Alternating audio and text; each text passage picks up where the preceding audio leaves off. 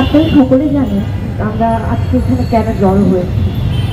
গত 15 জানুয়ারি আমরা আমাদের যে একটা দাবি ছিল, আমাদের আদিবাসী সংগঠিত গ্রাফিতি পাঠ্যপুস্তকে পুনর্মুখর করা এবং আমাদের যে আদিবাসী সাংবিধানিক স্বীকৃতি, সেই দাবি নিয়ে আমরা রাজু ভাস্কর্যে সমাবেশ করে আমাদের সেই সমাবেশ আমরা এসিটিভি ভবনে আমরা যাচ্ছিলাম এবং সেখানে আমাদেরকে আটকে দেওয়া হয়। মানে আমাদের যে একটা নিজেদের কথা বলা, নিজেদের ওপিনিয়ন প্রকাশ করার সুযোগ রয়েছে, সেই জিনিসটাই আমাদেরকে সেখানে আটকে দেওয়া হয়। স্টুডেন্ট ফর সভরেন্টি নামে একটা অর্গানাইজেশন, তারা সেখানে আমাদের পূর্বে সেখানে অবস্থান করে এবং আপনারা সবাই ভিডিও ফুটেজে দেখেছেন ভালোভাবে যে তারা পূর্ব প্রস্তুতি নিয়ে গিয়েছিল আমাদেরকে হামলা করার। তারা স্ট্যাম্পের, ক্রিকেটের যে স্ট্যাম্প, সেই স্ট্যাম্পে তারা দেশের পতাকাকে টানিয়ে নিয়ে গিয়েছিল এবং সেই স্ট্যাম্প দিয়ে তারা আমাদেরকে আঘাত করে এবং আমিও সেখানে একজন ছিলাম যে সেইখানে আঘাতের শিকার হয়েছে। আমার কাঁধে 2টা লাঠি পড়েছিল সেদিন।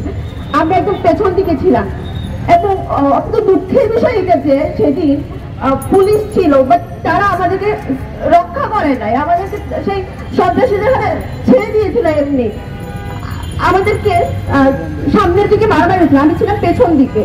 ওই মুহূর্তে হঠাৎ করে আমাদেরকে কিছু কথা বসতে বলা হয়, বসেছিলাম এবং বসার সাথে সাথে দেখি আমাদেরকে পালানোর জন্য বলতেছে ভাইয়া দাদারা যে দৌড়াও।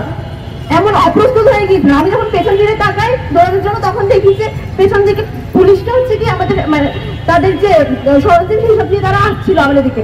উই থট তারা আমাদেরকে সেভ করবে, বাট না, তারা আমাদের পাশে দাঁড়িয়েছিল আর আমরা রাস্তায় দৌড়াচ্ছিলাম আর আমাদেরকে পেছন থেকে আঘাত করতেছিল।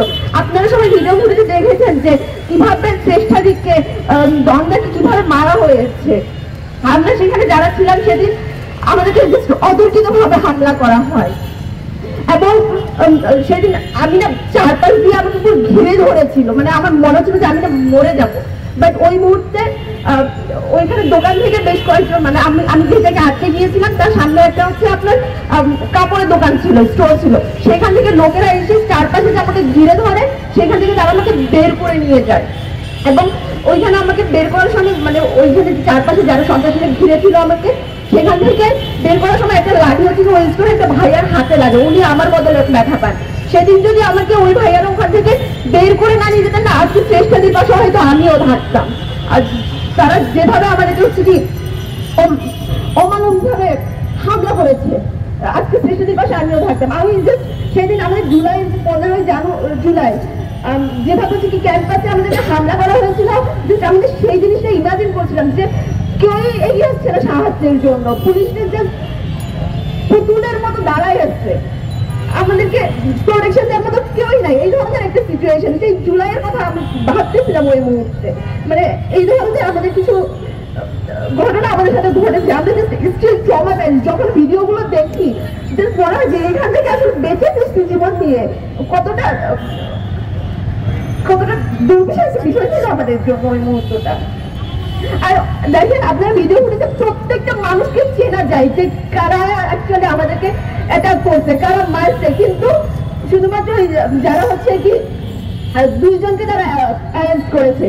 আমরা খবর পেয়েছি যে তারা 2 জনকে অ্যারেস্ট করেছে, যে 2 জন আপনার ভিডিও ফুটেজের সামনে এসে জাস্ট মাথায় অভিনয় করার মতো ব্যান্ডেজ বেঁধে মিডিয়ার সামনে এসে কথা বলছে, তাদেরকে অ্যারেস্ট করা হয়েছে। কিন্তু বাকি প্রত্যেকটা মানুষকে কিন্তু ভালোভাবে আইডেন্টিফাই করা যাচ্ছিল যে যারা কারা সেখানে ছিল, কিন্তু আমরা এখনো কোনো ধরনের ফ্রুটফুল কোনো সমাধান পাই নাই, কোনো স্টেপ আমরা দেখতে পাই নাই, শুধুমাত্র সেই 2 জনকে অ্যাটাক করা ছাড়া।